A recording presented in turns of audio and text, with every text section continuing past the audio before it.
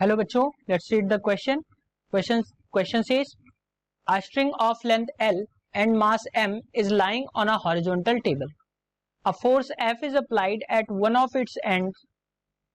Tension in the string at a distance x from the end at which force is applied is.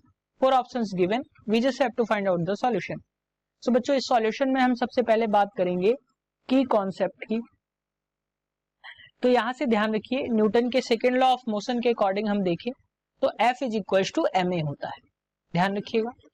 अब question के according हम देखें तो मान लिया ये कोई एक स्ट्रिंग है जिसकी लंबाई जो है L है. मैं मान लेता हूं इसकी लंबाई जो है वो यहां से यहां तक L है. क्वेश्चन के अकॉर्डिंग कैपिटल L है तो मैं इसको कैपिटल L कंसीडर करूंगा.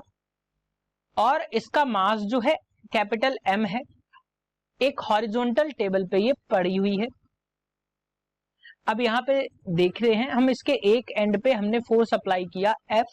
तो पूछ रहा है कि x डिस्टेंस पे, यानी कि यहां से हमने मान लिया x डिस्टेंस पे. तो बच्चों ये जो लंबाई बचेगी वो L माइनस x बचेगी. अब यहां से अगर हम बात करें कि ये दो सेक्शंस में डिवाइड हो रहा है ये x लंबाई पे, यानी कि यहाँ पे टेंशन की वैल्यू पूछ रहे हैं तो मैं इस सेक्शंस के नाम दे देता हूं, ये फर्स्ट और ये सेकंड है. अब मैं अगर यहाँ पे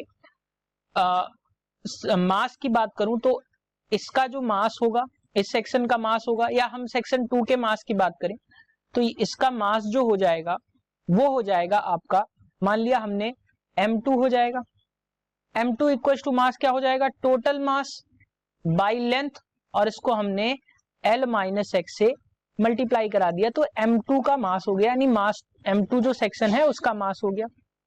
अब बच्चों इसके अकॉर्डिंग जो टेंशन अप्लाई हो रहा होगा उसको हम देख लेते हैं न्यूटन के सेकेंड लॉ से, जो कि T इक्वल्स टू क्या होगा, m2 a के बराबर, यानी कि इस पॉइंट में जो टेंशन अप्लाई हो रहा होगा इस मास पे, मास के बराबर और एक्सीलरेशन के प्रोडक्ट के बराबर होगा.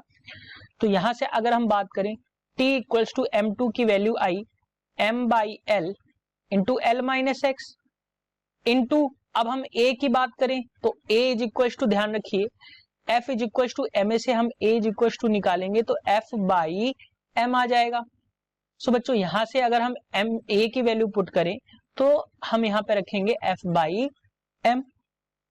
अब यहां से देखिए कुछ वैल्यूज जो हैं आपस में कैंसिल आउट हो रही हैं, यानी m से m कैंसिल आउट हो रहा है. तो जो टेंशन की वैल्यू आएगी वो आ जाएगी T equals to f into L minus x upon L, यानी कि x डिस्टेंस पे अगर हम टेंशन की वैल्यू देखें तो आ जाएगी T is equal to f by L into L minus x. So options की बात करें तो option 3 is the correct answer for this question. Hope you understood it well. Best of luck.